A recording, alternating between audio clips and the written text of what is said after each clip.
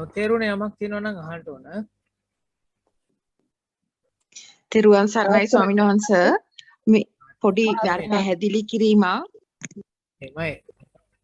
ස්වාමීන් වහන්සේ කිව්වා මේ අර වර්තමානයේට සජීව ඉන්න සජීව කියලා කියන්නේ ඒ වර්තමානයේ භාවනා අරමුණේ ස්වභාවයටම සිත පිහිටලා ඒක විමර්ශනය කරන එකටද ස්වාමීන් වහන්සේ එහෙම කියන්නේ සජීව ඉන්නවා කියන්නේ දැන් උදාහරණයක් වශයෙන් හුස්ම නම්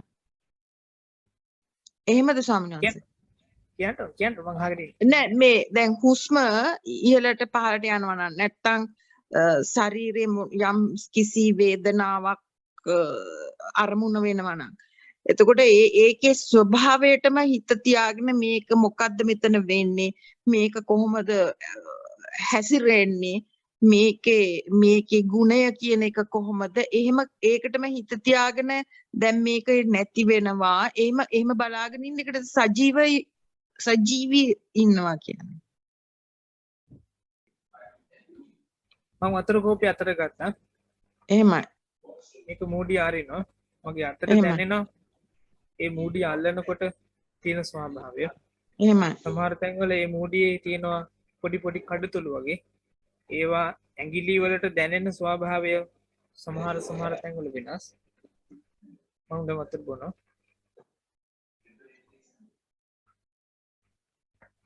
ඒ වතුර එක බොනකොට වතුර ටික කටට ගන්නකොට කටට තියෙන සීතල දැනෙනවා. එහෙමයි. ඊට පස්සේ ඒක ගිලිනකොට උගුරු දණ්ඩ දිගේ පල්ලෙහාට ඔය යන කොහෙටද මන් දන්නේ නැහැ. ඒ දේවල් එහෙමම ගලාගෙන යනවා. සීතලක් වගේ යම් කිසි ප්‍රමාණයකට දැනෙන්න පටන් ගන්නවා. සජීවී වෙනවා කියලා කියන්නේ මෑණියනි අන්න ඒ වගේ දෙයක් එක්ක ජීවත් වෙනවා කියන එකයි. ඒක කවදා හෝ දවසක වෙනස් වෙලා යනවා හෝ අනිත්‍යයි හෝ ආදී වශයෙන් වෙනම සිතුවිල්ලක් දාන එක නෙවෙයි අතම කියනවා නම්. එහෙමයි. මේ වෙලාවේ අර සිද්ධ වෙන ක්‍රියාවලියක් තියෙනවනේ මෑණියනි. ඒ ක්‍රියාව එක්ක අපි මෝදු වෙනවා. ඒ ක්‍රියාව එක්ක අපි යා වෙනවා. ඒ ක්‍රියාවත් එක්ක ක්‍රියාවත් එක්ක එකතු වෙලා ජීවත් වෙනවා. එතකොට මෙතනට අපිට සිතුවිලි නැහැ. සිතුවිල්ල කියලා කියන්නේ අතීතයේ සම්බන්ධයක් තියෙන එකක් හෝ අනාගතයේ සම්බන්ධයක් තියෙන එකක්. මේ කියන පබගාලේ ඔයයන්වත් මාවත් යට ගහලා තියෙන්නේ ওই කියන සිතුවිල්ල තමයි අවිද්‍යාව කියලා කියනවා මේ. ඒ දෙයට එන්න දෙන්නේ නැතුව ඒ දෙයට නැගින්න අවස්ථාව සලසන්නේ නැතුව අපි උත්සාහවන්ත වෙනවා මේ මොහොත තුල තියෙන දෙයත් එක්ක ජීවත් වෙන්න. එතකොට ඒ දේ ආනාපානය වෙන්න පුළුවන්. ඒ දේ වේදනාවක් වෙන්නත් පුළුවන්. කනට ඇහෙන සද්දයක් වෙන්නත් පුළුවන්. ඇහැට පෙනෙන රූපයක් වෙන්නත් පුළුවන්. නමුත් මේක තුල තියෙන ප්‍රශ්නේ තමයි අපි මේ කියන කාරණාවල් ටික ඔක්කොම එකපාර අල්ලන්න යන්න හොඳ නැහැ. ඒකයි මගේ අර මූලිකම ඉඳලා ඒ කාලේ ඉඳලම යෝජනා වුණේ තමන්ට රුචි සහ මනාප තියෙන එක අරමුණකට අඩුම තරමේ සතියක් දෙකක්වත් ඒකාකාර විදිහට අවධානය යොමු කරන්න ඕනේ කියලා. මගේ යෝජනා වුණේ අර කියනවා වගේ කෝප්පේ තියෙන එක විතරයි. එතකොට ඒ කෝප්පේ තියෙන බර දැනේවි, තියෙනකොට තියෙන සද්දය ඇහෙවි. ඒ වගේ අර අතට දැනෙන දේ දැනේවි. අන්න ඒ වගේ කාරණා සතියක් දෙකක් උගන්වනවා අපේ හිතට. එහෙම වුණාම අනික් වෙලාවල් වලදී අපි සජීවී නොවුනාට උදාහරණයක් හැටියට කෑම කනකොට අපිට එකක් අනාන තව එකක් කන්න පුළුවන්. තව කෙනෙක් දිහා බලන්න පුළුවන්. ඊට පස්සේ රූපහානියක් බලන්නත් පුළුවන්. විශේෂයෙන්ම අද කාලේ කරන මෝඩම වැඩේ ඔක තමයි. ඒ වගේ දෙයක් කර කර මේ කාරණා ටික කරන්නත් පුළුවන්. එතකොට අපි කෑවේ මොනවද? ඒ වගේ රහ මොකක්ද? ආදි කිසිම දෙයක් දන්නේ නැහැ. නමුත් අල කියන ඒවා අපි අනනවා නම් ඒක අතට දැනෙන්නේ වෙනම විදිහකට. තව මොනවද තියෙන්නේ? බත් අනනවා නම් ඒක අපේ අතට දැනෙන්නේ වෙනම විදිහකට. හොදි එක්ක මොනවා හරි අනනවා නම් ඒක අපේ අතට දැනෙන්නේ වෙන විදිහකට. හැබැයි මෑණියනි අපි කවදාකවත් ඔය කියන මොහොතක තියෙන ඒ චූටි රසය විඳින්න අපි ඉගෙනගෙන නැහැ. සතිපට්ඨානය උගන්වන්නේ අන්න ඒ තියෙන පොඩි රසයේ විද්‍යාගෙන ජීවත් වෙන්නේ කොහොමද කියන එකයි. ඒ මොහොත තුල විතරයි. එහෙම වුණොත් පමණයි අපිට ආස්වාසයක තියෙන ආශාවාදය ප්‍රාශ්වාසයක තියෙන ආශාවාදයේ විද ගන්න හිත නැමෙන්නේ තේරෙන්නේ. අපි සක්මන් භාවනාව කියලා කරන්නේ ඇත්තටම කියනවා නම් අඩියක් බිම තියෙනකොට ඒ අඩිය පොළවේ තියෙන එකේ දැනෙන ඒ ආස්වාදයේ විද ගන්න ඉගෙන ගන්න. ඒක තුල තියෙන්නේ මොකද්ද කියලා. ගල් කැටයක් ඇනෙන එකේ තියෙන ආස්වාදයේ ඉගෙන ගන්නේ සක්මන් කරන කෙනයි. එතකොටයි අපි සම්පූර්ණයෙන්ම වින්දනය කරන්නේ ඒ වෙනදී. නමුත් මේක අපිට ඕනකම තියෙනවා වෙනම මොකක් හරි විදිහකට මේකට වෙනම ඇනලයිස් එකක් දෙන්න. මේක විස්තර ਵਿਚාරයක් කරන්න. මේකට රිවිව් එකක් කරන්න ඕනකම තියෙනවා. බුදුහාමුදුරෝ මේ සතිපට්ඨාන සූත්‍රයේ තුල එහෙම එකකට අවස්ථාවක් නැහැ. ඕක නැති වෙලා යන්නත් පුළුවන් කොහොම වෙන්නත් පුළුවන්. අපිට ඒ කියන දේවල් දාන්න හදිස්සි වෙන්න එපා කියලායි බුදුහාමුදුරුවෝ උගන්වන්නේ. ඒ දේ නැති වෙලා යනවද නැති වෙන්නේ නැතිව තියෙනවද පොඩ්ඩක් බලාගෙන ඉන්න. ඔන්න ඕකයි උගන්වන දේ. ඒක හන්දයි කාන්ති පරමන්තපෝති ටිකා කියන වචනය ධර්මයේ තුල සඳහන් වෙන්නේ. මොකද තපස කියලා කියන භාවනාව කියලා කියන මේ ගමනේදී අවසානම ඉලක්කය කාන්තිය. අවසානම ඉලක්කය ඉවසීමයි. නමුත් අපි ඉගෙනගෙන තියෙන අපි හදාarලා තියෙන මේ ධහම තුල අපිට උගන්වලා තියෙන මේ ධහම තුල අවසාන ඉලක්කය වෙන්නේ මොකද්ද එකක් කල්පනා කර කර ඉන්නේ. මේ ස්පර්ශ ප්‍රත්‍ය බ්ලා බ්ලා බ්ලා මොන හරි අන්නේ වගේ. නමුත් සජීවී වීම කියලා කියන මේ මොහොත තුල වර්තමානයේ තුලට වෙලා එළපදියම් වෙලා ජීවත් වීම තුල අපිට උගන්වලා දෙනවා මේ අපි මේ වෙලාවේ වින්දනය කරන දේ තුල තියෙන වින්දනය මොකක්ද කියලා. මේ වෙලාව තුල අපි ගාව තියෙන අපිට දැනෙන දේ ඇත්තටම අපි උකහා ගන්න කොහොමද කියලා අපිට කියලා දෙන්න.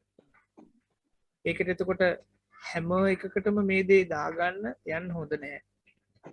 බොහොම නියතමානීව කියනවා මූලිකව. ඒ තැනට අපේ හිතපත් වෙයි කවදා හෝ දවසක. ඒ තැනට අපේ හිතපත් වෙයි විශ්වාස කරන්න. මම ওই කෝප්පේ තියෙන කවුරුදු ගාණක් කළා. සිහිය කියන්නේ මේකයි කියලා ඉගෙන ගන්න. මම දන්නේ නැහැ මොන හේතුවකට මගේ ඔළුවට ඕක ආවද කියලා. නමුත් ඒක මට ලොකු විශ්වාසයක් තිබ්බා. ඒ විශ්වාසය තියාගෙන ඒකම පුරුදු කළා. ඒක හරියට බුදුහාමුදුරුවෝ එක හාමුදුරුවෝ කෙනෙක්ට රජව හරණයි කියලා කොල කෑල්ල අතරේ එද්දත් පිහදාන්න දුන්නා වගේ වැඩ. උන්වහන්සේ ඒක විතරක්ම කරගෙන හිටියාර තිබ්බ විශ්වාසෙට.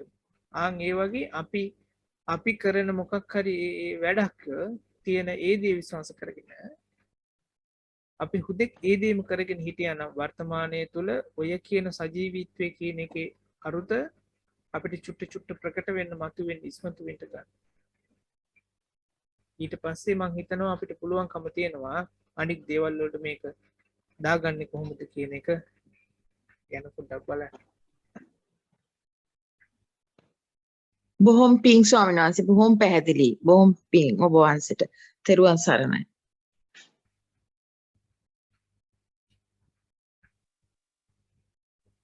අවසරයි සන්නංස. එමයි. එමමයි. ඇහෙනවද? එනවා. සනස් ඔව් එහෙමයි. සනස් මේ ඉන්ටර්නෙට් ප්‍රශ්න නිසා මට දැන් අරුණට දීපු උත්තරේ ඇහුනේ නැහැ හරියට මේක කියුණාද දන්නේ නැහැ. සනස් මේ දේශනාවේදී කියුණා මේ විඥාන එක්ක මොහොතක් ඉන්න පුළුවන් නම් අර විඳීම එක්ක මොහොතක් ඉන්න පුළුවන් නම් හඳුන ගන්න දේ එක්ක මොහොතක් ඉන්න පුළුවන් නම් කියලා කොටසක්. ඒක තා චුට්ටක් පැහැදිලි කරන්න සනස් මොහොතක් ඉන්න පුළුවන් නම් කියලා. ඒක පොඩ්ඩක් පැහැදිලි. එහෙමයි. ඇත්තම කියනවා නම් අපේ අරුණි මෑණියොත් අහපු ප්‍රශ්නේ ඕකම තමයි. ඒක තමයි මට ඒක මට හිතුණා යා ප්‍රශ්න අහනකොට 아무ත් මට උත්තර ටික හම්බුනේ නැහැ සනස් මේක වෙන ඉන්ටර්නෙට් ප්‍රශ්න තියෙනවා. කමක් නැහැ එහෙමනම්. ආයි නෑ මම සතුටුයි කියන්නේ. අපි සාමාන්‍යයෙන් මේ ලෝකේ ජීවත් වෙනකොට ඇහෙන් රූප බලනවා, කනට ශබ්ද අහනවා, නාසයට ගඳ සුවඳ දැන ගන්නවා, දිවට රසය විඳිනවා, හිතට අරමුණ නම් කොහොමද හිතනවා. ශරීරයේ ස්පර්ශ ගන්න. අපේ බලාපොරොත්තු තෝවම තමයි. දුර ඈත තැන්වල යනවා, දේවල් බලන්ට, නටබුන් බලන්ට යනවා, දියඇලි බලන්ට යනවා. ගිය පාර බන්ටත් කිව්වේ ඒක තමයි. ඊට පස්සේ සංගීත ප්‍රසංග වලට යනවා වහන්ට එක එක ලස්සනට කවි බණ කියන හාමුදුරුවන්ගේ එව් වහන්ට යනවා ඈ සින්දු වහන්ට යනවා ඊට පස්සේ ඔය සෙන්ට් වර්ග පාවිච්චි කරනවා සුවඳට රහ රහ කෑම කන්න හොඳ හොඳ ආයතන වලට කඩවල් වලට හෝටල් වලට රෙස්ටුරන්ට් වලට යනවා ඇඟට සුව පහසුව තියෙන ඇඳුම් ගන්නවා බ්ලැන්කට් ගන්නවා හොඳ පහසුකම් තියෙන උටු ගන්නවා ඇඳවල් ගන්නවා හැබැයි මට මතකයි අජන් ප්‍රහම් ඒක පොතක මෙන්න මෙහෙම තිබ්බා ඒක කතාවක එක්කෙනෙක් ලස්සන ඈත පේන කන්දක ගාවට ගිහිල්ලා කඳු මුදුනකට ගිහිල්ලා පත්තරයක් බලනවා අපිත් ඒ වගේ නේද තව එක ගුරුවරයෙක් ඉඳලා තියෙනවා එයාගේ ගෝලයා එක ගෝලයෙක්ව එයා අරගෙන හවසට රවුමක් යනවලු එකම එක නීතිය කතා කරන්න බෑ හැබැයි ඒක ලස්සන ආරණ්‍යයක් ඈත පේනවා හරි ලස්සනයිලු හවසට කොහොමත් ලස්සනයි සිහිය නැති ගෝලයා මොකද කරනවා කියන්නේ අනිවාර්යයෙන්ම කතා කරනවලු ඒ ලස්සන දැක්කම මෙයාට කියන්න ඕන මේක වචනයක් කරන්න ඕන ඒ දකින්න දේ විඳින්න එයාට හිත දෙන්නේ නැහැ ඒ දේ වචන වලට පරිවර්තනය කරන්න ඕන එයා එතකොට ඒ විඳින්නේ භුක්ති විඳින්නේ දකින්න දේ නෙවෙයි එයාගේ හිත ඇතුලේ තියෙන වචන ටිකයි බුද්ධ ශාසනය උගන්වන්නේ මෑණියනි වචන වලට ඉතුරු වෙන්නේ නැතුව සාමාන්‍ය ලෝකයේ තුල මේ තියෙන එක තුලින් සන්තෝෂ වෙන්න කියලා වචන වලින් සන්තෝෂ නොවි මේ සිද්ධ වෙන ක්‍රියාවෙන් සන්තෝෂ වෙන්නයි උගන්වන්නේ සිද්ධ වෙන ක්‍රියාවෙන් සන්තෝෂ වෙන්න ඔබතුමීට මතක ඇති ඒක හාමුදුරුවෝ කෙනෙක් කකුල් දෙක කඩාගෙන භාවනා කළා ඇටකටු කඩාගත්තා ගල් වලින් ගහලා පොරු කට්ටියක් ඇවිල්ලා හිටියා උන්වහන්සේව ඝාතනය කරන්න ඒකයාගේ මල්ලිගේ උඩර වැටියා පස්සේ මේ හාමුදුරුවෝ මොකද කරේ කකුල් දෙක කඩා ගන්නවා ගල් ගහලා ලොකු ගලකින් ගහගෙන වෙන්නේ නැති උන්වහන්සේ කොහොමද එතකොට ඒකත් එක්ක හිටියේ කටුව කන්නාම තියෙන වේදනාව අපි දන්නවා නමුත් සතිපට්ඨානය කියලා කියන බුදුහාමුදුරන්ගේ මේ පුදුමාකාර සුවිශේෂ බෙහෙත අපිට ඉගැන්නුවා ඒ වේදනාවත් එක්ක මොහොතක් ඉන්න. ඒ වේදනාවට කැමති වෙලා ඒකත් එක්ක සජීවී වෙලා ඒකත් එක්කම යා වෙලා ඒකට හා කියලා ඒ දේත් එක්ක එකතු වෙලා ජීවත් වෙන්න. මේක එපා කියන තැනට යන්නේ නැති. නමුත් සාමාන්‍ය ලෝකයාගේ ක්‍රමය තමයි පටික සම්පයුක්තයයි අදිවචන සම්පයුක්තයයි. ගැටීම හදාගන්න එකයි මේක ගැන කතා බහ කරන්න හිතන එකයි. මේක තමයි සාමාන්‍ය ලෝකයාගේ තියෙන සාමාන්‍ය වූ ස්වභාවයන් දෙක. බුදුහාමුදුරෝ දේශනා කරන්නේ ක්‍රියා හිත හදාගෙන ජීවත් වෙන්න කියලායි. ඒකට ඒ ක්‍රියාත්මක වෙන දේත් එක්ක අපිට මේ මොහොත තුල ඉන්න පුළුවන් නම් අපි ඉගෙන ගන්නවා නම් අන්න එතන ඔය කියන සිතිවිලි බෝ කරන එක අර කිව්ව විදිහේ රිවිව් ලියන්නේ නැති එක මේක ගැන මට තේරෙන්නේ මෙහෙමයි මම මේක තේරුම් ගත්තේ මෙහෙමයි ආදී වශයෙන් ඒ කාරණාවල් දාන්ට යන්නේ නැතිව මේ තියෙන කාරණේ දැනගෙන ඒත් එක්ක ජීවත් වෙනවා ඒත් එක්කම යා වෙලා ජීවත් වෙනවා ඒක හරි නිදහසක් නමුත් අපි හිතන අපිට තේරෙන අපි දන්න අපේ නිදහස තමයි මේ තියෙන දේ වෙනත් විදිහකට ආටෝප කරලා ගන්න ඕන.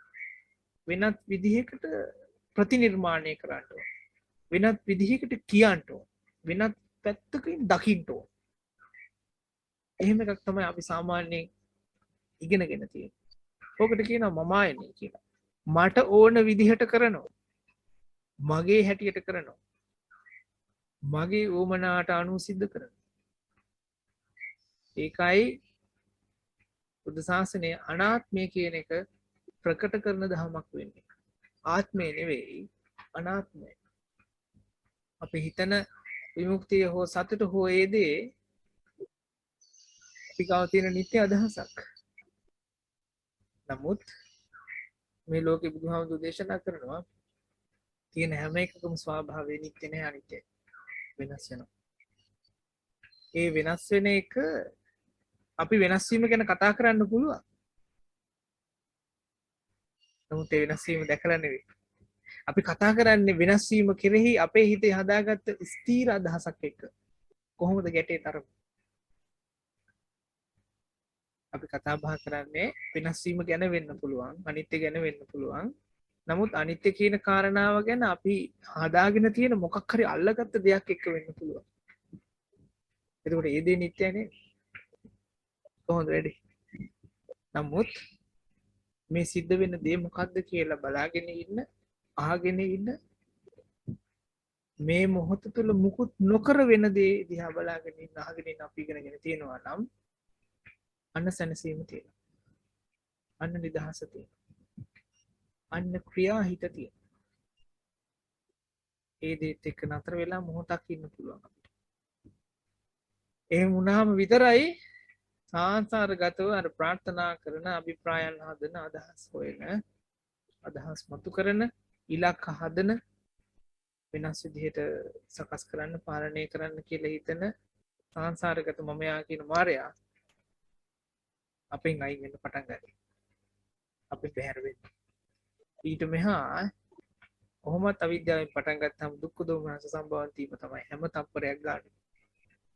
මම ඒකයි කිව්වේ අපිට ඉන්න පුළුවන් නම් ඔය දැනෙන වේදනාවත් එක්ක මොහොතක් සජීවී වෙලා ඇහෙන රූපයත් එක්ක ඇහෙන සද්දයත් එක්ක දකින රූපයත් එක්ක ආදී වශයෙන් මේ ජීවිතයේ තියෙන දේවල් එක්ක අපිට සජීවී වෙලා ඒ තියෙන දේ විඳගෙන මොහොතක් ඉන්න පුළුවන් නම් අන්න ඒකයි භාවනාව කියන්නේ. ඒක හරි සරලයිනේ. නමුත් හරි ගැඹුරුයි නේ. ගැඹීරයි. හරිම සරලයි. හරිම සරලයි. බුදුහාමුදුරන්ගේ මේ අප්‍රෝච් එක හරිම සරලයි මේ ගමන. ඒකයි අවුරුදු 7 කෙනෙක් රහත් වෙන්නේ. අවුරුදු 7 කෙනෙක් රහත් වෙන්න පුළුවන්. ඒකයි ඒ පුළුවන්කම තියෙන්නේ. හැබැයි අපිට මේකට මෑණියනි මේක අපිට රිවිව් කරන්න ඕන. අවුක මට තේරෙන්නේ මේ විදිහට කියලා. අටුවාචාරින් වහන්සේ නමක් වෙන්න ඕන ගොඩක් වෙලාට අපිට. මොකයි අවුල. නමුත් මේ තියෙන දේ මේකයි. ඒකට මගේ තියෙන ක්ලින්ෂ් මේකයි කියලා තේරුම් අරගෙන මේ දේ බැහැර කරලා මේ තියෙන දේත් එක්ක අපිට මොහොතක් ඉන්න පුළුවන් නම් ඒ දේ වේදනාවක් වෙන්න පුළුවන්. ඒක සැප වේදනාවක් වෙන්නත් පුළුවන්, දුක් වේදනාවක් වෙන්නත් පුළුවන්, සැපත් නැති දුකත් නැති අදුක්ඛම සුඛ වෙන්නත් පුළුවන්. හැබැයි මොකෙත් එකයිනේ. මොකත් එකයි.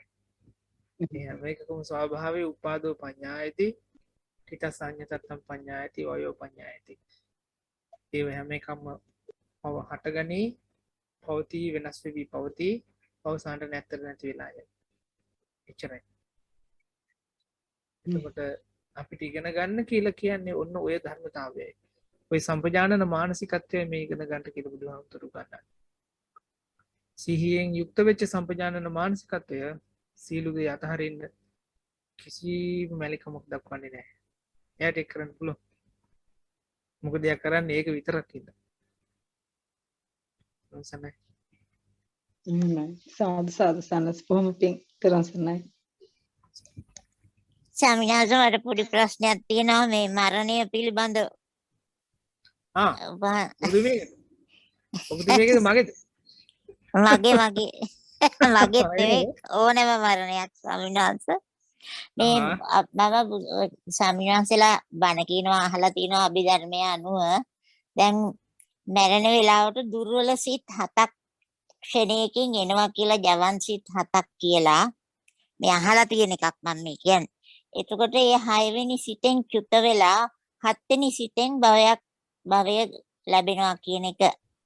එතකොට එතන ඉඳන් ඒ තමන් කර කියපු හොඳම පව හෝ හොඳම පින තමයි ඒ උප්පත්ති සිත කියන එකට ලැබෙන්නේ කියන එක. ඒක පළවෙනි ප්‍රශ්නය. දෙවෙනි ප්‍රශ්නය දැන් ස්වාමීන් වහන්සේ සතිය පුරුදු කරන කෙනෙක් හුඟක් සතියෙන් ජීවත් වෙන කෙනෙක් මරණ මොහොතේ මරණය ගැන සිහියෙන් ඉඳලා ඒ මරණ සතියෙන්ම මැරුණොත් මරණ සතියෙන්ම මැරෙනවයි කියන්නේ එතෙන්දි භාග වෙලාවට අනිත්‍ය දුක්ඛ අනාත්ම සිහි වෙන්නත් පුළුවන් නොවෙන්නත් පුළුවන් මරණ සතියෙන් මැරිච්ච කෙනා උපදින උප්පත්ති භවය කොයි විදිහේ දෙයක්ද කියන එක. මේ මන් දන්නේ නැහැ උත්තර ওই ප්‍රශ්න දෙකටම මට දන්නේ නැහැ කියන්නේ හේතුව අභිධර්ම ඉගෙන ගෙනත් නැහැ. තාත් හැබැයි ඉගෙන ඒකට ගන්න මට මෙහෙම එකක් කියන්න පුළුවන්. පටිච්චසමුප්පාදේ අනුව බැලුවොත් එහෙම අවිජ්ජා පත්‍ය සංඛාරා සංඛාර පත්‍ය විඥාන විඥාන පත්‍ය නාම රූප නාම රූප පත්‍ය සලආයතන සලආයතන පත්‍ය පස්සෝ පස්ස පත්‍ය වේදනා වේදනා පත්‍ය තණ්හා. එතකොට මේ හත ගැන වෙන්න ඇති ඔය කියන්නේ මම දන්නේ නැහැ. නමුත් මම හිතනවා. දන්නේ නැහැ. කාට හරි කෙනෙක්ට ඔය කියන පටිච්චසමුපාදේ කාරණාවල් ටික තේරෙන්නේ නැත්තම් අල්ලගන්න බැරි නම් ඇත්ත වේදනාව තියෙන තැන තණ්හාවෙන් තමයි ඊළඟට භවය හොයාගෙන යන්නේ මොන භවයේද තීරණය වෙන්නේ කියලා. ඔව් ඒක වෙන්න පුළුවන්. එතකොට අපි මේ භාවනාවෙන් ඉගෙන ගන්නේ සතිපට්ඨානය පුරුදු කිරීමෙන් ඉගෙන ගන්නේ කරුණු කාරණා අපි අල්ලන්නේ කොහෙදිද කියන එක. මම හිතන්නේ ඒක හොඳ වචනයක්. සිහියෙන් කරන්නේ මේ කාරණාව අපි හඳුනාගන්නේ අවබෝධ කරන්නේ කොහෙදිද කියන එක අපිට උගන්වනවා. ඒ උගන්වන එක තුල තියෙනවා පටිච්චසමුප්පාදයේ තියෙන ඔය කාරණාවල් සමූහය තුලින් අපිට තේරෙන තැන බවට පත් වෙලා තියෙන්නේ අවිද්‍යාවද සංඛාරයේද විඥානයේද නාම රූපයේද සලආයතනයේද ස්පර්ශයේද වේදනාවද තණ්හාවද උපාදානයේද භවයද ජාතියද ජරා ව්‍යාධි මරණය කියන මේ තැනද කියන එක තමයි අපිට ඉගෙන ගන්න කියලා බුදුහාමුදුරුවෝ ගන්නන්නේ. පටන් ගන්නකොට කොහොමත් මෑණියනි අපි හැමෝම ඉන්නේ ගොඩේම තමයි. අනිවාර්යයි ඒක. ඒක අනිවාර්යයි. සමහර කෙනෙක් දක්ෂ පක්ෂකම් තියෙන්න පුළුවන් සමහර කාරණාවන් වලට දුක හදාගන්නේ නැති තැනට යන්නත් සමහර කාරණාවන් වලින් දුකට එන විදිහට යන්න. ඒ කියන්නේ පටිච්චසමුපාදය තුල තියෙන ওই කාරණා අවසාන වෙකට දක්වාම ගියාට පස්සෙම තමයි තේරෙන්නේ කියන තැනට එන්න පුළුවන්. සමහර කෙනෙක්ට ඊට කලින් මේක හඳුනා ගන්න පුළුවන්කම හම්බ වෙන්නත් පුළුවන්. එතකොට භාවනාව කියන මේ පුරුදු කිරීම කියන ධර්මයේ පුරුදු කිරීම සතිපට්ඨානෙන් විතරයි මේක කරලා දෙන්නේ. අවංකව මම කියන්න ඕන එක. ඒ දෙයින් අපිට උගන්වනවා වර්තමාන මොහොත තුල ඇහැට දකින රූපයට කනට අහන සද්දයට ආදී වශයෙන් මේ ඉන්ද්‍රිය වලට අපි දක්වන ප්‍රතිචාරයත් එක්ක ඒ දේ අපි උකහා ගන්න අල්ල ගන්න විදිහත් එක්ක අපිම ඉගෙන ගන්න බලනවා අපිම ඉගෙන ගන්න පටන් ගන්නවා අපිම හදාරනවා මට මේ වගේ මේ කාරණාව තේරෙන්නේ අසවල් අවස්ථාවේදී කියලා. එතකොට අන්න ඉතින් පස්සේ තමයි හිත පුරුදු කරන්න තියෙන්නේ අපි දුක හදාගන්න පැත්තටම යනවද ඊට මෙහා නතර කරගන්න උත්සාහ කරනවද කියලා. එතකොට මෑණියනි ඒකයි මේ කියන ගමන අභිධර්මයෙන් කිව්වා වුණත් කියන්නේ එකක් ගැන තමයි අනිවාර්යයෙන්ම වෙන්න නම් ඕනේ. ඒක දෙකක් නැහැ. මට ඒක තේරෙන්නේ නැතුව මිසක් මොකද මම ඉගෙනගෙන නැහැ. කියවලා තිබ්බා වුණාට ඉගෙන ගත්තේ නැහැ. හැබැයි කියන්නේ ওই කාරණාව ගැන වෙන්නේ නැති. ඒකට භාවනාවේදී තමයි අපි ඉගෙන ගන්නේ සතිපට්ඨානයේදී තමයි ඉගෙන ගන්නේ මේ ලෝකේ තියෙන දේවල් අපි අල්ලගන්නේ මොන තැනේදීද කියලා.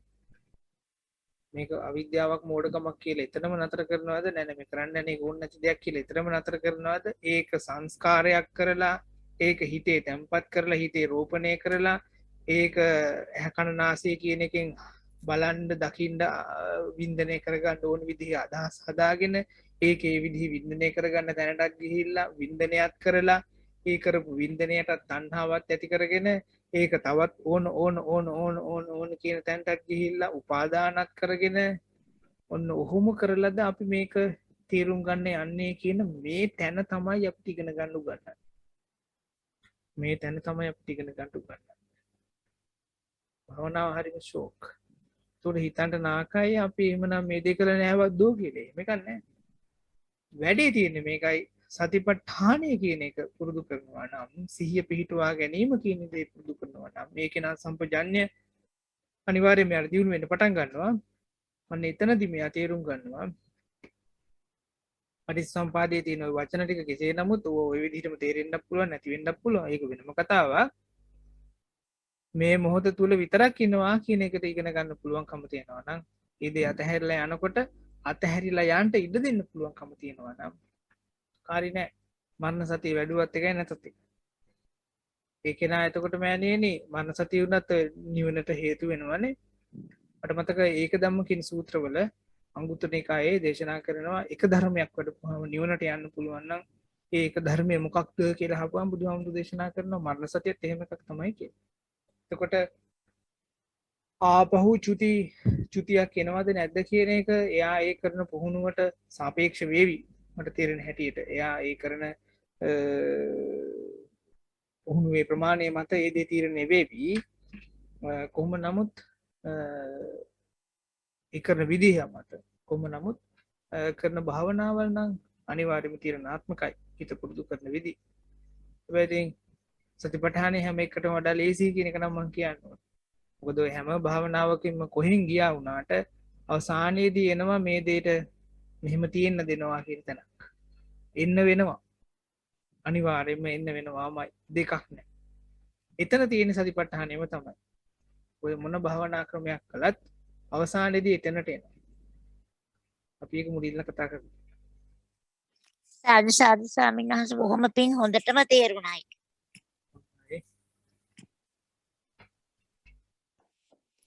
අවසරයි ස්වාමින් වහන්සේ, තෙරුවන් සරණයි ස්වාමින් වහන්සේ. ස්වාමින් වහන්සේ අද දින කයට වේදනාකාරී මහන්සි සහිත දිනයකි. අවදි වූ වේලාවේ සිට කරන කටයුතු සතිමත්ව කිරීමට උත්සාහ කර සතිමත්ව පර්යංක භාවනාව පටන් ගැනීමේදී ශරීරයේ ඇති රළු ප්‍රදේශවලට සතිය පැවතී. ටික වේලාවකදී රළු ගතිය නැති වී සැහැල්ලු ගතියකට සතිය පැවතී. ඉන්පසු ආස්වාස ප්‍රස්වාසයට සතිය පැවතී. සමහර වෙලාවට ප්‍රීතිය උණුසුම වගේ දේවල් සිතට ඇවිල්ලා බලන්න හිතෙනවා.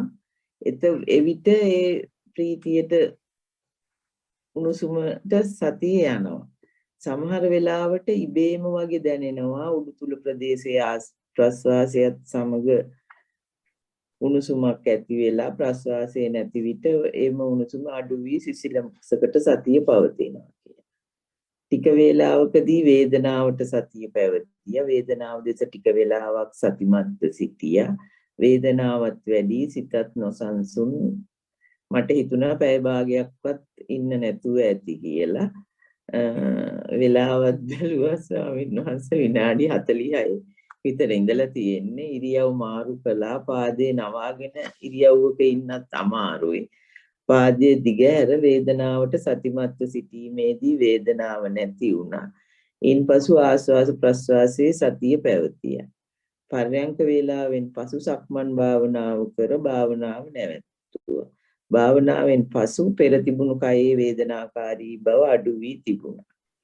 එළියේ ඇවිදීම සතිමත්ව කිරීමට උත්සාහ කිරීමේදී මම ගඩොල් වැලි ලී වැනි මිශ්‍ර වූ ගොඩනැගිල්ලක් කැඩූ සුන්බුන් ටිකකට ඇස යොමු වුණා. එවිට මගේ සිතට පැමිණියා ගෙයක් කියා අපි නම් කළාට එතන තියෙන්නේ මෙවැනි සමූහයක් කියලා. මේ තමයි ස්වාමීන් වහන්සේ කමඨාන් විස්තර.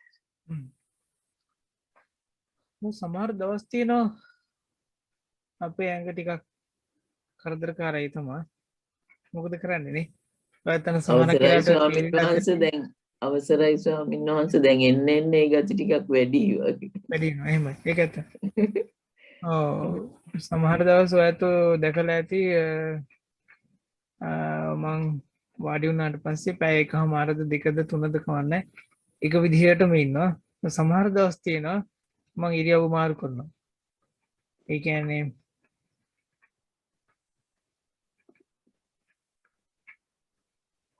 මේ ඇඟේ සකස් වෙලි තියෙන්න පුළුවන් අපිට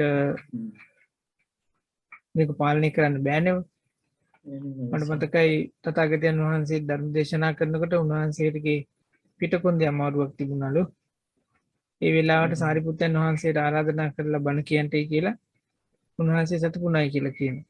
අපේ කතාව අහලා ඇති. එතකොට මෑණියනේ මේ ශරීරය කියලා කියන්නේ කොහොමත් චුට්ට අපේ කන්ට්‍රෝල් එකෙන් අපේ පාලනයෙන් බැහැර වෙන දෙයක්. එයා අපෙන් පොඩ ගිහිලා යනවා. ඒක පේන්න පටන් ගන්නවා. මට මතකයි සුදුහාමුදුරු කෙනෙක් මං ඒ කාලේදී ලැනව මුණ ගැහෙන්න. උන්වහන්සේ එක් වතාවකදී කිව්වා ඒ කාලේ වේදනාවල් එනවා ඉන්නවා යනවා. දැන් වේදනාවල් එනවා ඉන්නවා යන්නේ නැහැ කිව්වා. ඒ වගේම තමයි ඒක හරියි. කාලයක් යනකොට අපේ ඇඟේ මේ තියෙන පරිවර්තන එක එක ඒවා සිද්ධ වෙනවා. අපි හුරු වෙලා තිබුණොත් හිත හදාගෙන හිතට ඒක අරමුණක් හෝ ඒක අදහසක්ම අරගෙන තිබ්බොත් එහෙම වේදනාව කියලා කියන්නේ බැහැර වෙනම දෙයක්. අයින් වෙලාම යන දෙයක් විඝාටමු කියලා. අන්න එතනයි ප්‍රශ්නේ වෙන්නේ. ඒක සංස්කාරයක්. සංඛාරපච්චය විඥානං විඥානපච්චය නාම රූපං. නාම රූපපච්චය සලආයතන සලආයතන පච්චය පස්සෝ. පස්සපච්චය වේදනා. තණ්හා ඔය ටික කොහොම සිද්ධ වෙන්නේ. ඉතින් ඒකයි සතිපට්ඨානය කියන එක අපිට අලුත්ම චින්තන රටාවක් ගෙනලා දෙන්නේ කියලා දෙන්නේ. ඊයේ භාවනාව හොඳ වුණා වෙන්නත් පුළුවන් අද නරක වුණා වෙන්නත් පුළුවන්. ඊයේ හැඟ හොඳට තිබ්බා වෙන්නත් පුළුවන් අද නරකට තිබ්බා වෙන්නත් පුළුවන්.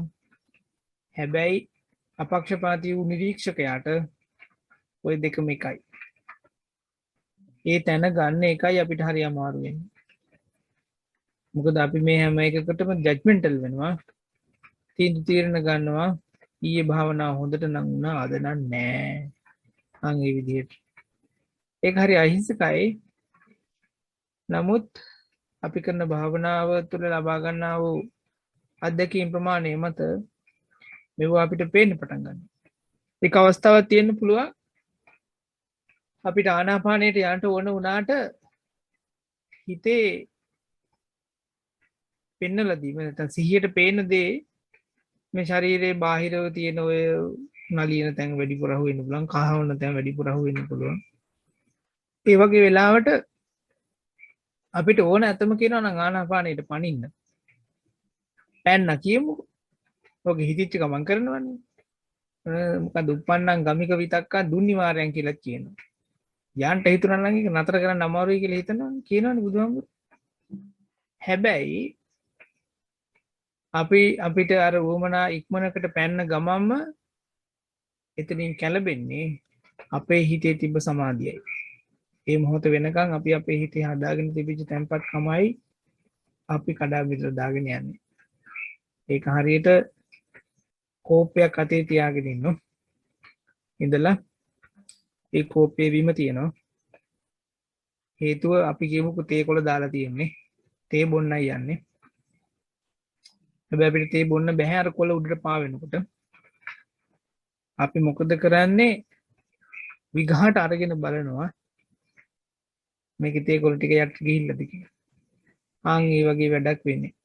අපි අපේ අර වමනා කරන අරමුණට විඝාට පැන්නහම එකපාරම වගේ හිතේ තියෙන සමාධියටයි අකුල් හෙලෙන්නේ. මොකද ඒ කියන හිතේ තැම්පත්කම කියලා කියන ඉවසීම හදාගන්න අපිට ලේසි වුණේ නෑ. මනින එක ලේසි.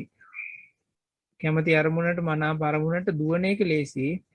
හැබැයි අර හිත තැම්පත් වෙච්ච ඒ ස්වභාවය දිහා බලාගෙන ඉන්න ඒක ඒ දේ හොඳ හෝ ඒවා නරක හෝ ඒවා ඒ දෙකම එකයි කියලා හිතන විදිහට එහෙම ඉන්න ඒ හිත හදාගත්තේ හරි අමාරුයි.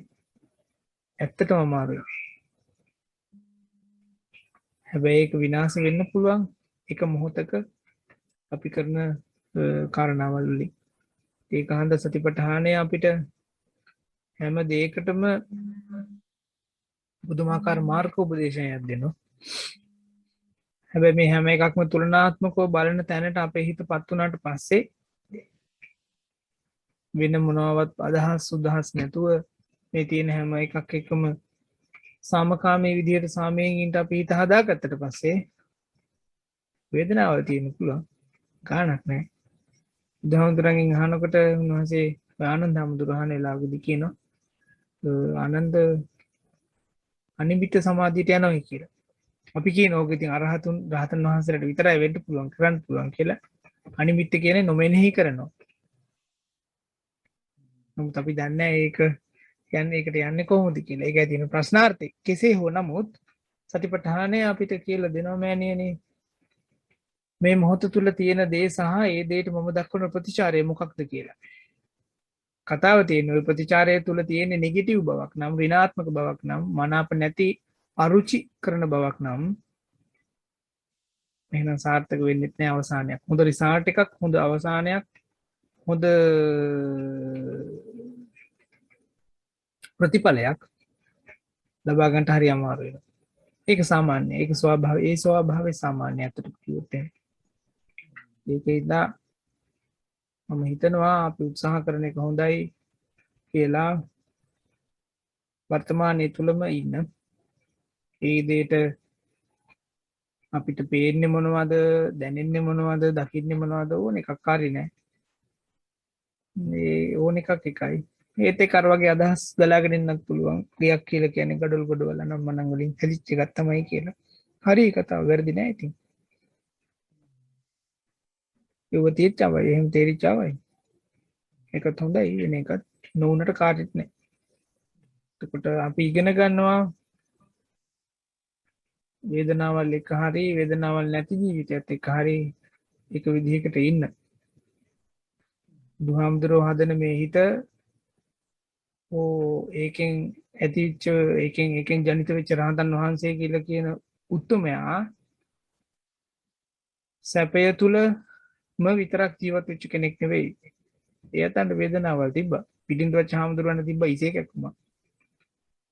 කාලෙක ඉඳලා තිබිච්ච. බුදුහාමුදුරන්ට ඉසේ කැක්කුමක් තිබුණා. කොන්දේ කැක්කුමක් තිබ්බා. සාරිපුතන් වහන්සේටත් මොකක් හරි බඩේ අමාරුවක් තිබ්බා. මේ වගේ මේක තුලින් හදන හිත ඒ වගේ කාරණාවල් හැම එකක්ම එක කෝණයකින් බලන සිහි කෝණයෙන් බලන සති කෝණයෙන් බලන හිතකුයි හදන්නේ. ඒකයි මේකේ වෙනස. ඉතින් අපිට දැනෙන දේ මොනවා හෝ වේවා කාණක් නැහැ කාරි නැහැ. අපි බලමු මේ දේ දිහා බලාගෙන අපිට කොච්චර වෙලාවක් සතුටු වෙන්න පුළුවන්ද සාමයෙන් ඉන්න පුළුවන්ද ඒ දේ අපි ප්‍රතික්ෂේප කරන්නේ මොන වෙලාවකටද පස්සේද කියලා බලන්න. එවසනයි. එරුවන් සර්මයි ස්වාමීන් වහන්සේ ගොඩක් පිං සිද්ධ වෙනවා. එහෙමයි සාහිනස මට ඒ වෙලේ පොඩක් ප්‍රශ්නයක් ආවා මේ ක්‍රියාසිත කියලා ස්වාමීන් වහන්සේ සඳහන් කරා. ඒ ක්‍රියාසිත කියන්නේ ස්වාමීන් වහන්සේ පටිඝ සම්පස්සය වෙලා අදිවචන සම්පස්සයක් නොවෙනවා කියන තැනද ක්‍රියාසිතක් කියන්නේ. ඒ දෙකම නෑ නේද? ඒ දෙකම වෙන්නත් පුළුවන්. වෙන්නේ වෙන දෙයක්. මේක තුල පාරිශුද්ධ භාවයක් නෑ ඇත්තටම කියනවා නම්. ක්‍රියාහිත කියන එකේ පිරිසුදු භාවයක් නැහැ. එහෙමයි.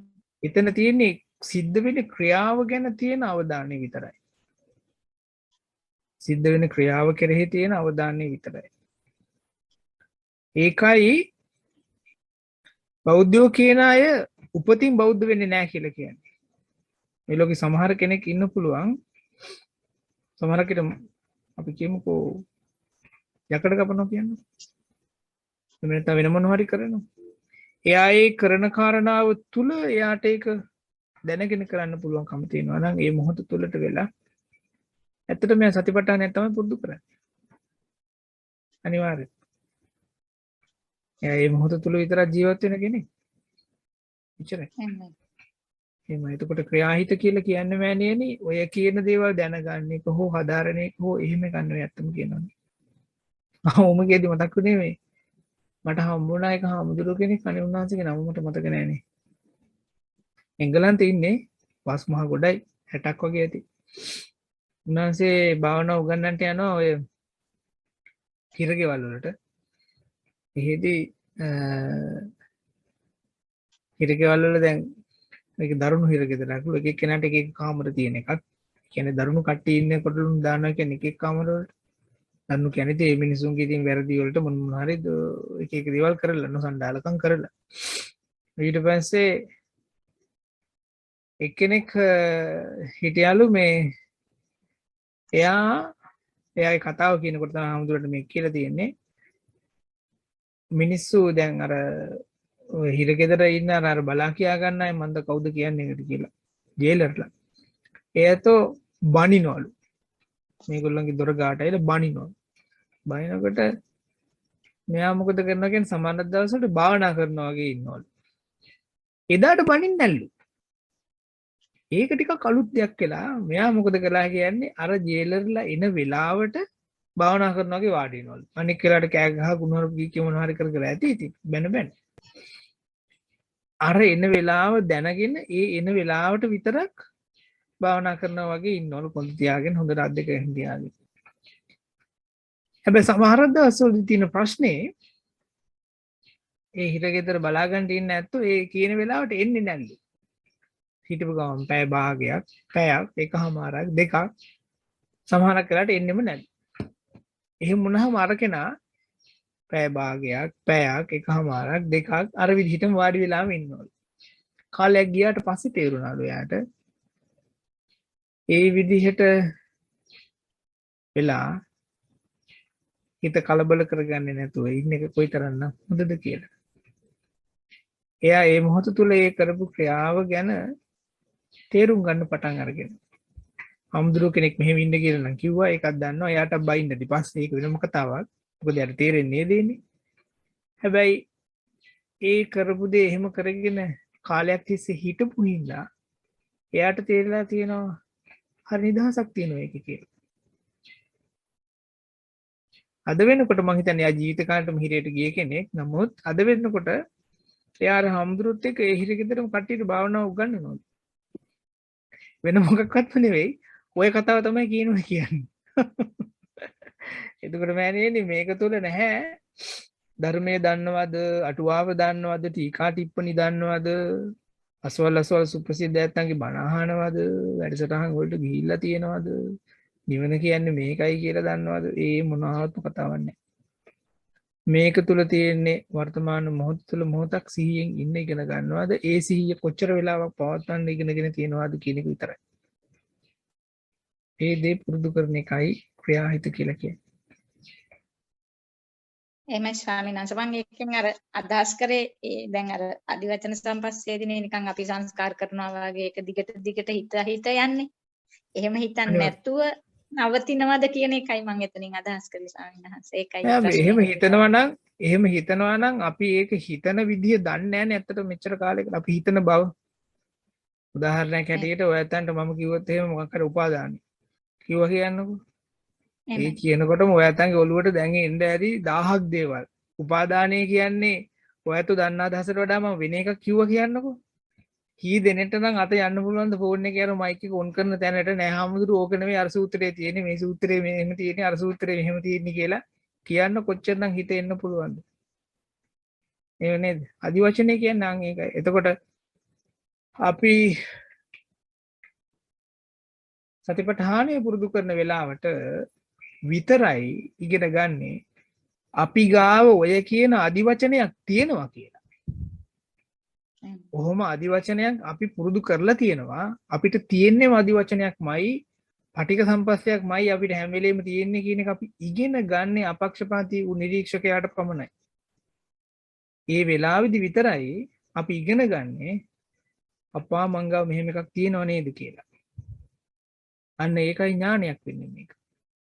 එතකොට ඒ සිද්ධ වෙන ක්‍රියාවලිය තුල තියෙන්නේ අපි අදිවචනයක් කරනවා කියන එක. පටිගයක් කරනවා කියන එක. පටිගය කියලා කියන්නේ මේක තරහ නෙවෙයි ඇත්තටම කියනවනම් ගැටෙනවා. මනාප නැහැ, පිළිගන්න රුචි නැහැ. ඒකයි කතාව. එතකොට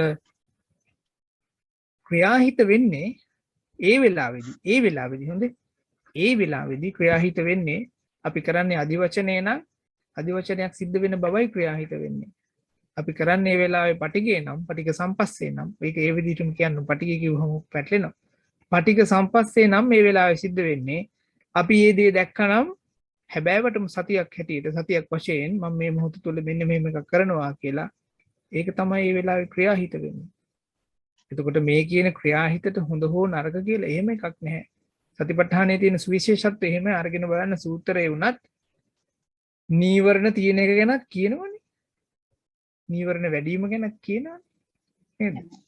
කාමච්ඡන්දේ තියෙන වෙලාවට තියෙන බව දැන ගන්නවා, වැඩි වෙන වෙලාවට වැඩි බව දැන ගන්නවා, අඩු වෙන වෙලාවට අඩු බව දැන ගන්නවා, නැති වෙලාවට නැති බව දැන ගන්නවා. ඒතකොට මේකෙන් හැංගෙන්නේ හෝ එළියට එන්නේ නැහැ. කාමච්ඡන්දයක් නැතිම බවක්. ඒ කියන්නේ කෙලෙසයක් නැතිම බවක් විතරක් මේකෙන් සතියට අහු වෙනවා හෝ සතිය කියලා කියන්නේ ඒක විතරයි කියලා එහෙම කතාවක් නැහැ. ඒක හන්දනේ ඉතින් අර උච්චාව පස්සාවකම් මේ සම්පජානකාරී හොති වෙන්න පුළුවන් වෙන්නේ. වැසිකිලි කැසිකිලි කරත් අපිට භාවනාවක් කරන්න පුළුවන් වෙන්නේ ඒකනේ. මීත්‍රි කළ නායක හාමුදුරුවෝ කවුද අපි මාතර. මහා නායක හාමුදුරුවෝ ඔය කතාව කියලා මිනිස්සු බැන්නත් ඒක. උන්වහන්සේට හරි කතාවක් කියන්නේ වැසිකිලි භාවනා කරන්න කියනවා කියලා. නමුත් ස්වාමීන් ඇත්ත කතාව කිව්වේ. හරියටම හරි කතාවක්. කිසි වැරද්දක් නැහැ. බුදුහාමුදුරුවෝ දේශනාත් කරලා තියෙනවා. මොකද ඒක තමයි ඒ වෙලාවේ තියෙන ක්‍රියාව. නමුත් අපිට ඕන වෙන්නේ මොකද්ද? අදි වචනේ ඕන අපිට. ඕක ගැන හිතන්න ඕන. මේක අනිත්‍යයි, දුකයි, අනාත්මයි අද කාලේ වල කවියනුත් කියන සින්දුත් කිය පස්සේ කාලෙකදී. අන්න ඒකයි ප්‍රශ්නේ තියෙන්නේ. ඒකෙන් බැහැර වෙන එකයි සතිපට්ඨානය වෙන්නේ. එතම කියනවා නම් මේක පුදුමාකාර සංස්කෘතියට පටහැනි ගමනක්. සංස්කෘතියට පුදුමාකාර පටහැනි ගමනක් මේ. එහෙමයි ස්වාමීන් වහන්සේ හොඳටම තේරුණා ස්වාමීන් වහන්සේ බොහොම පිං. ස්වාමීන් වහන්සේ මේ සතිය මම මේ කමඨහන් විස්තරයක් නම් ලිව්වේ නැහැ. භාවනා කරා හැමදාම වගේ භාවනා කරන්න ගියා. නමුත් ඒ හැමදාම වගේ ස්වාමීන් වහන්සේ භාවනා කරන්න පටන් ගන්න පොඩි වෙලාවක් යනකොට නිදිමතට වගේ ඇවිල්ලා නිින්දට වැටෙන ගතියක් ආවා ස්වාමීන් වහන්සේ. ඒ නිසා විශේෂයෙන් කියලා කමඨහන් වර්තාවක් ලිව්වේ නැහැ මේ සතිය. අන්නෝද නින්ද කියන්නේ භාවනාව තුළ ඉගෙන ගන්න තියෙන පාඩමක්. නීවරණ පබ්බේ තියෙන ඕකගෙන කියලා. නින්ද එන බව දැන ගන්නවා, නින්ද තියෙන බව දැන ගන්නවා, නින්ද යන බව දැන ගන්නවා, නින්ද නැති බව දැන ගන්නවා. සාමාන්‍ය නින්දක් එනකොට මම පළවෙනියම බලනවා පළවෙනියම කොහෙද මාගේ නින්දට යන්නේ කියලා. ආතද, කකුලද, බඩද, මොකෙද, ඔළුවද, බෙල්ලද මොකද්ද වෙන්නේ කියලා බලන්න.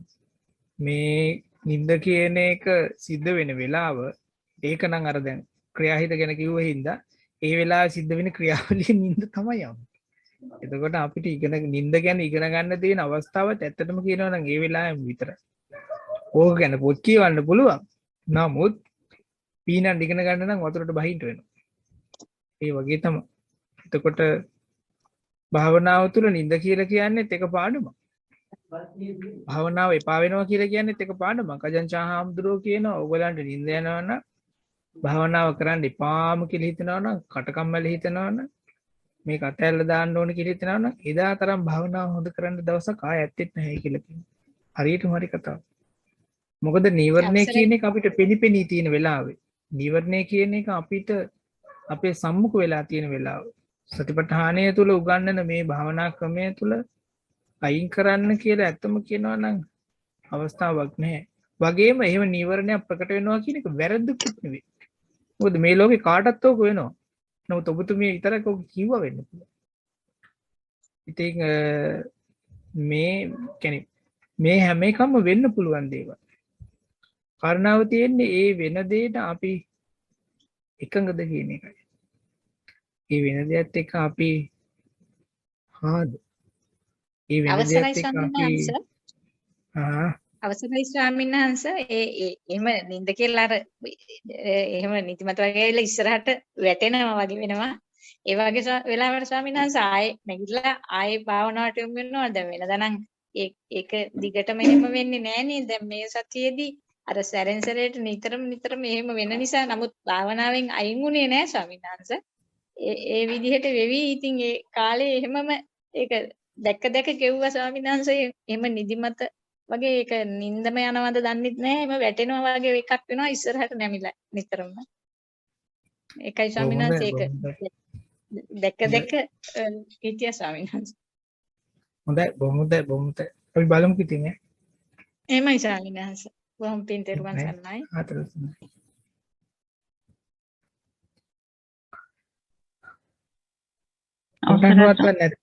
එහෙමයි.